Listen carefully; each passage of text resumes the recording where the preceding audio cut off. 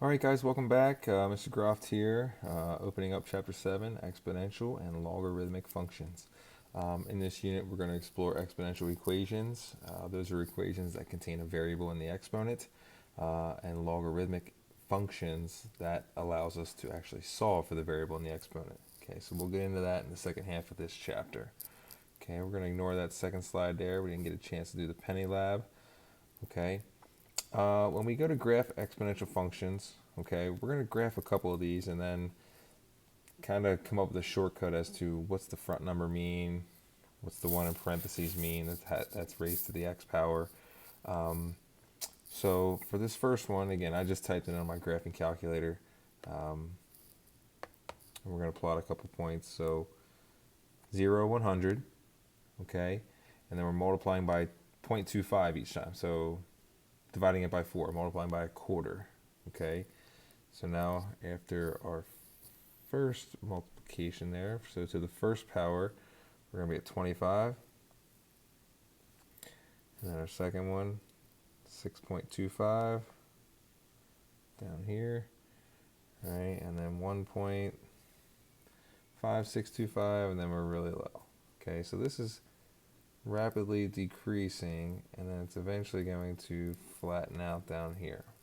Okay, it's never ever going to cross the x-axis because if we start with 100 of something, okay, and we lose a fourth of it each time, or actually we're not losing a fourth, we're losing 75% of it each time, we're always going to have something left. Okay, we're never not going to have anything left. So we're going to kind of explore a couple graphs and situations that model this in the future. Okay. So getting into modeling the exponential functions, okay, we first need to figure out what exactly is an exponential function. Okay, it's of the form y equals a times b to the x power. Now, one thing to keep in mind here is the only thing raised to the x power is b. Okay, you can't multiply a times b together and then raise it to the x power. Okay, so we got to really pay attention to order of operations. Okay, x can be anything in the whole wide world, any real number. A is not allowed to equal 0 because 0 times anything would be 0 and wipe out the next term. B has to be greater than 0. Okay, and we'll explore that in the next slide or two. If b is 1, we don't have an exponential because 1 to any power is going to be 1. So that's why we have these conditions here. Now, the second set of conditions down here are very, very important because they tell us what type of situation we're dealing with. Do we have a growth situation or a decay situation? Okay, so are things getting bigger exponentially or are they getting smaller exponentially? Okay, so if your b value, and again, your b value is right there in the equation, whatever your exponent is being, well, the base of your exponent. Okay, if your base is greater than 1, we have an exponential growth situation. Okay, and if b is between 0 and 1, okay, any fraction decimal between 0 and 1, we are losing. So it's an exponential decay. Okay. All right. So, a couple different graphs here. It's tough to follow, but I'll let you look at the lines. All of these lines have the same common point, okay, right here at 0, 1. Because if you raise any exponent to 0 power, the result is 1. Okay, so whether it's 1/2 to the 0, 1/5 to the 0, 10, 5, 3, 2 to the 0, the result is 1. Okay, some are increasing. Okay, all of these over here are increasing. These are exponential growth situations. Okay, so they're increasing from left to right because the b value, their base, is greater than 1. And the ones on this side over here, okay, they're decreasing, all right, because we have a decay situation because their bases are a number or a fraction between 0 and 1. Okay, so it's very easy to identify a growth or decay situation. Again, it's all dependent upon the b value, the base. Okay, so for this one, identify as growth, decay, or undefined. All right, so here, there's our base 2. 2 is bigger than 1, so that is exponential growth.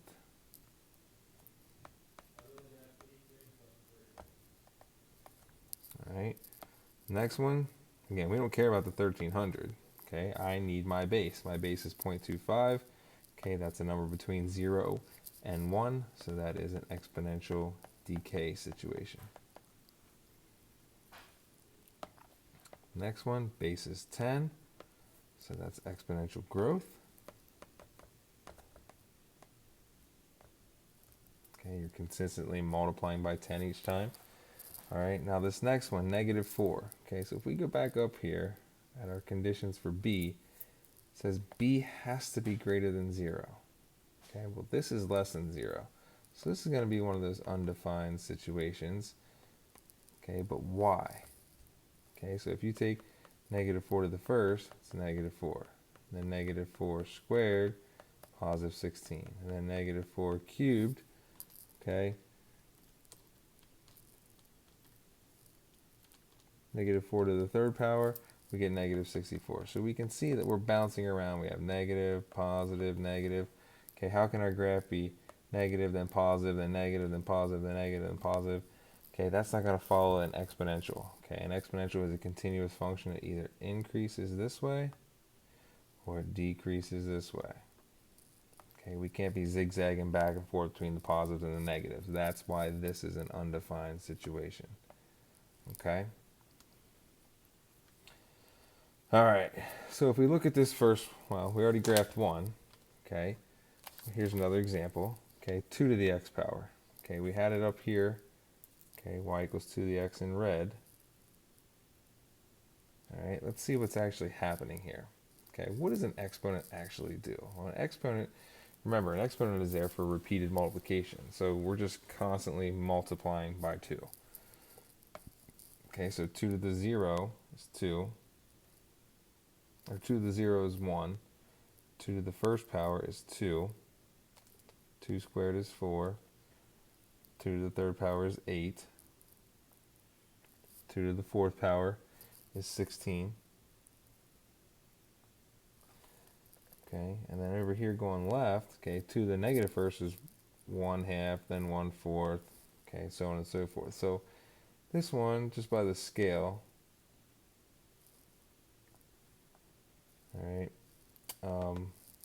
isn't going to increase very rapidly. All right. All right. So the next one we got 2 times 4 to the x. Okay. So if I do x equals 0, all right, 4 to the 0 power is 1. 2 times 1 is 2. So 0, 2 is my start this time, not 0, 1, because I have to multiply that 1 by the 2. Okay. All right. So we're starting at 2, then we're just continuously multiplying by 4. All right. So we have 1, 8. Okay, then 2, 32. We're just, so we get 8, and then we're multiplying by 4 again, so we get 32. 20, 25, 32. And then 32 times 4 is 128. Okay, that's off our paper. All right, that's way up there. It's going to flatten out this way. Okay. Next one. Okay, if our x value is 0, this all turns to 1. All right, so we got 50 times 1, which is 50. So this one's starting at 50. All right, and then it is going to, we're going to multiply that by half each time. So after 1, we're at 25. Okay, then we multiply by half again, and we're at 12.5. Multiply by half again, 6.25, 3.125, and it slowly flattens out. Okay, so if we're multiplying by half or dividing by 2 to the right, we could reverse that and multiply by 2 to the left, so this would be 100 at -1. Okay, so that's kind of where we started, right? Okay, and this is our multiplier and how we're, you know, getting our next point. Same thing here. 2 is where we started, right there it is. 0, 2. All right, this one, it's a 1 there. Okay, that's why we started at 0, 1. All right, so if you look at the next slide here, this kind of breaks down how an exponential is pieced together, and then we can map this to any situation as long as it models exponential growth or decay. All right, so your a value here is always your initial value. Okay. Your B value is your growth or your decay. Okay, we call it a multiplier. All right. So again, we said before it's an exponential. We use exponents to show repeated multiplication. So B, your base of your exponent, being named a multiplier is very, very suiting. Okay. Your X value here, okay, is actually, okay, what time, okay, so, or the number of times the multiplier is happening. It could be per day, per week, per month, per hour, okay, and then obviously Y is what you would get out. That's your output, okay, what we would get out of the calculation. All right, one thing I do want to talk about is how do we calculate B? It's never gonna say, oh, your multiplier is this in the problem. Okay, it's gonna give you a percent increase or decrease. All right, so there's two ways to look at this. Okay, so if I say, okay, I have something and it's increasing by 3%. Okay, one thing I always like to say is we always start with 100% of whatever we have. It's 100%. Right, so it's a 3% increase. So I already have 100% of what I need, but it's increasing 3%. So now we're multiplying by 103%. Well, my decimal point is here. Percent means out of 100, so we divide by 100, move the decimal to the left. The multiplier to show a 3% increase is 1.03. Okay. Another way, another perspective of that is if we say, okay, instead of dealing with 100% as a percent, if we just say that's 1, okay, and then 3% is 0.03, we get rid of the percents, then 1.03. We get the same thing, okay? Let's practice a few more. What about if it's a 5% decrease? Okay, so you can think in your head 100% minus 5% is 95%. Move the decimal backwards. 0.95 is our multiplier. Okay, I'm decreasing, so I need a number smaller than 1. All right, the flip side of that is you take 100%, which is 1, and subtract 0.05, you end up with your 0.95. Okay, what if you have a 12.5% decrease? Okay, again, you could do 100% minus 12.5%. Okay, and that gives you 87.5%. Move the decimal, we get 0.875 once we get rid of the percent. Or you could just do 1 minus 0.125, which is 12.5% of the decimal, and that yields you your 0.875. So that's a quick and efficient way to find the multiplier. That's the only way to find the multipliers, okay, when dealing with these situations. Okay, so let's see how it all pieces together here with a few examples. All right, New Oxford High School had a student population of 1,150 kids in the school year ending in 2010. Find the function that models the population if the rate of growth continues at a rate of 2.3% per year. All right, so some important things. There's our starting value, and we also have a growth rate of 2.3%. All right, so we got y equals, what's our initial value that we know? 1,150 students. All right, what's our multiplier? Well, we're growing 2.3%. So that's 102.3%. Move the decimal back, 1.023 will be our multiplier raised to the time. Now this is the time after the year 2010. Okay, so we're in the year 2020 right now. Okay, so if I asked you a question here and said, how many kids do we have in 2020? Right, so X is the number of years after 2010. So all we do is we do 1,150 times 1.023. So from 2010 to 2020 is 10 years, so we're going to raise it to the 10th power. All right, and all we do is jam that in our calculator, crunch the number.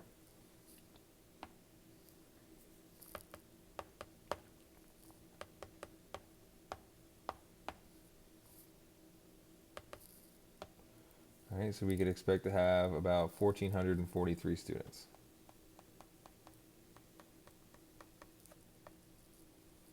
okay? Can't have 0.6 of a student, so since we don't have that full student, I'm always going to round down in that situation, okay? Let's take a look at another example. You observe that a particular bacteria splits every hour while conducting an experiment in biology class. If you start with 10 bacteria, how many will exist in one day? Okay, this is a good example of paying attention to your units of time.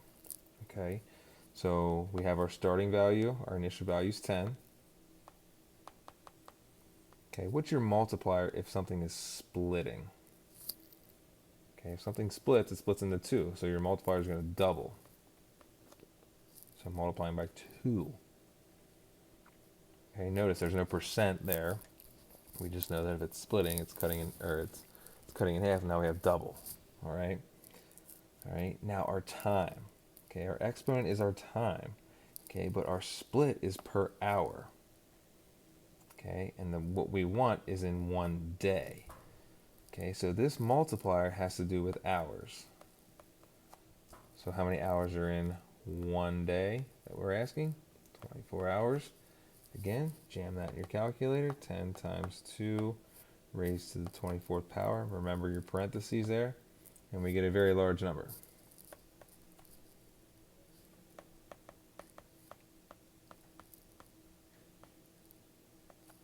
Okay, so 167,772,160 bacteria are now present. Okay, so it goes to show you how fast bacteria can spread. All right, I'm going to jump down to this last one here. The value of your truck depreciates. Okay, depreciates means loses, right? 14% annually. When the truck was 5 years old, it was worth $19,577. What was the value of the truck when it was new? Okay, now there's actually two ways that we can do this question. Okay, if we start off knowing what we know, okay, I know that the output is $19,577, which means I don't know the initial value. That's when it was new.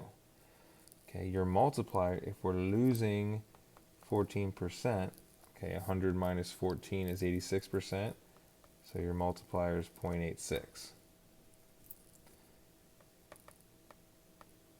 And you know after 5 years, okay, so let's just kind of track this.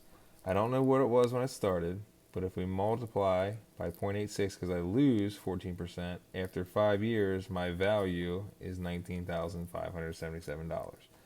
How would we solve this equation for x? Well, we would just simply divide by 0.86 to the 5th power.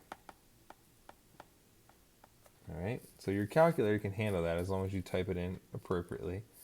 So 19,577 divided by 0.86 to the 5th power. Let's try that again. 19,577 divided by 0.86 raised to the 5th. So that truck was worth $41,615.38 brand new. Okay. Now I said we could do this two ways. Okay. The second way we could do it is if we consider the 19,577 our initial value. Okay, that's our starting value. Our multiplier is still 0.86, but we can go backwards in time. Okay. Now don't change and say, oh, if we go back in time, it's going to increase 14%. Okay, that's actually incorrect because you're taking the same percent of a different number, which is not the same number. Okay, so in reality, this is equivalent to this. If we're using our laws of exponents, a negative exponent takes the base and makes it take the reciprocal of the base and make the exponent positive. So do you see how this line is equivalent to this line? All right. So all we would have to do is type this in our calculator, 19,577 times 0.86 to the negative 5th power. Okay, and I get the exact same decimal, okay, which I expected. All right. So we can technically go back in time with number crunching again. Just because you're going backwards doesn't mean you change depreciate to appreciate. The multiplier stays the same. The exponent just becomes negative. Okay, that's very important. All right. The last one, okay, since, all along we write the equation of parabolas, we write the equations of lines in Algebra 1. Now we're going to write the equation of exponentials, okay? So find the equation of the exponential function that passes through the points 4, 8, and 632. All right? So again, we plug in what we know. All right? If this is the form a times b to the x, I know that's x and that's y and that x and that's y. Okay? So all we do is substitute, and then we have a system of equations which we can solve simultaneously. All right? So our first point, 4, 8, okay, is going to yield us 8 equals a times b to the 4th power. Your second point, 632, is going to yield us the equation y equals a times b to the x. All right, so here's my system of equations right there. All right, I always found that if you take the one with the smallest or lowest exponent and you solve for a and then substitute,